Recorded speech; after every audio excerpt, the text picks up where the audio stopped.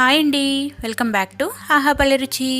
మనకి జ్వరం, జలుబు, దగ్గు వచ్చినప్పుడు నోటికి ఏమీ తినబుద్ధి కానప్పుడు అప్పటికప్పుడే చాలా టేస్టీగా టమాటా మిరియాల రసాన్ని ఎలా తయారు చేసుకోవాలో చూద్దామండి. ఈ రసం వేడివేడి అన్నంలోకి చాలా బాగుంటుంది. మరి లేట్ చేయకుండా ఎలా తయారు చేయాలో చూసేద్దాం. ముందుగా ఒక 3 పండిన టమాటాలని ఒక గిన్నెలోకి వేసుకొని కొద్దిగా కళ్ళుప్పు అంటే రాయి ఉప్పుని వేసుకొని ఒకసారి ఇలా చూపించిన విధంగా చేతితోటి ఇలా పిసకాలి. దీనిలోంచి నీరంతా దిగిన తర్వాత దీన్ని ఒక మిక్సర్ జార్లోకి వేసుకోవాలి. మిక్సర్ జార్లోకి వేసుకొని కొంచెం 2-3 సార్లు ఇలా గ్రైండ్ చేసుకొని తీసుకోవాలి. మరీ పేస్ట్ లాగా పట్టకుండా కొంచెం అక్కడక్కడ ముక్కలు ఉండేలాగా మిక్స్ చేసుకోవాలి. ఆ తర్వాత కొంచెం వాటర్ యాడ్ చేసుకోవాలి, 1 కప్పు వరకు వేసుకొని దీనిలో ఏమన్నా మనకి ముక్కలు ఎక్కువగా అనిపిస్తే కొంచెం ఇలా పిండేసుకొని తీసేసుకోవచ్చు. నేను కొద్దిగానే తీసాను, మరి ఎక్కువగా తీసిన ముక్కలు అక్కడక్కడ తగులుతూ ఉంటే టేస్ట్ అనేది బాగుంటుంది. ఆ తర్వాత దీనిలోకి ఒక చిన్న నిమ్మకాయ సైజంత చింతపండుని ముందే నానబెట్టి ఉంచుకున్నాను, దాని నుంచి తీసిన రసాన్ని వేసుకోవాలి. ఆ తర్వాత ఒక 3 గ్లాసుల వరకు వాటర్ని వేసుకోవాలి, లేదా పులిపికి తగ్గట్లుగా వాటర్ని వేసుకోవాలి.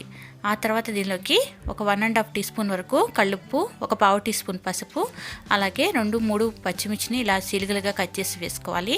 వేసుకున్న తర్వాత స్టవ్ ఆన్ చేసి స్టవ్ మీద పెట్టుకొని మీడియం ఫ్లేమ్లో మరగనివ్వాలి. ఇవి మరిగేటప్పుడే ఒక పక్కన చిన్న రోల్ తీసుకొని దానిలోకి ఒక 15 నుంచి 20 వరకు మిరియాలు, అలాగే 1 టీ స్పూన్ జీలకర్ర, ఒక 4-5 వెల్లుల్లి రెబ్బలు వేసుకొని దంచుకోవాలి. వీటిని మరీ మెత్తగా దంచకూడదండి, కొంచెం కచ్చా పచ్చాగా దంచుకోవాలి. ఇలా దంచుకున్న దాన్ని ఇప్పుడు రసంలో వేసుకోవాలి. రసం మనం స్టవ్ మీద పెట్టాం కదా, ఒక 5 నిమిషాలు ఆగిన తర్వాత ఈ మిరియాల పేస్ట్ని వేసుకోవాలి. వేసుకున్న తర్వాత ఒక 5 నిమిషాల పాటు మీడియం ఫ్లేమ్లో బాగా మరగనివ్వాలి. బాగా తెల్లేంత వరకు మరగనివ్వాలి. మనకి ఈ పచ్చిమిరపకాయ మెత్తబడేంత వరకు మగ్గించుకుంటే సరిపోతుంది. పచ్చిమిరకాయ ఇలా మెత్తపడ్డాక మనం వెంటనే దీనిలోకి సన్నగా తరిగిన కొత్తిమీరని వేసుకోవాలి. ఉప్పు సరిపోకపోతే ఈ స్టేజ్లో ఉప్పుని కూడా యాడ్ చేసుకోవచ్చు.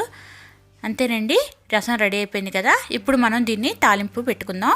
స్టవ్ ఆన్ చేసి ప్యాన్ మీద ఒక కళాయి పెట్టుకొని నూనె 1 టేబుల్ స్పూన్ వరకు వేసుకోవాలి. టీ స్పూన్ ఆవాలు, 1 టీ స్పూన్ జీలకర్ర, అలాగే 1 టీ స్పూన్ వరకు పచ్చెనపప్పు, 2 ఎండుమిర్చిని కట్ చేసి వేసుకోండి.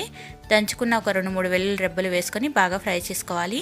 ఆ తర్వాత కొద్దిగా ఇంగువను కూడా యాడ్ చేసుకోవాలి. కొద్దిగా కరివేపాకును కూడా వేసుకొని బాగా ఫ్రై చేసుకున్నాక ఈ తాలింపుని రసంలో వేసుకోవాలి. రసంలో వేసుకున్న తర్వాత బాగా కలుపుకోవాలి. అంతేనండి, రసం రెడీ అయిపోయింది. మీరు కూడా ఈ రసాన్ని తప్పకుండా ట్రై చేయండి. వేడివేడి అన్నంలోకి చాలా బాగుంటుంది. మీకు కనుక ఈ రెసిపీ నచ్చితే ఒక లైక్ చేయండి, మీ ఫ్రెండ్స్తో రిలేటివ్స్తో షేర్ చేయండి. అలాగే మరిన్ని వెరైటీ రెసిపీస్ కోసం మన ఛానల్ని సబ్స్క్రైబ్ చేసుకోండి. Thank you for watching.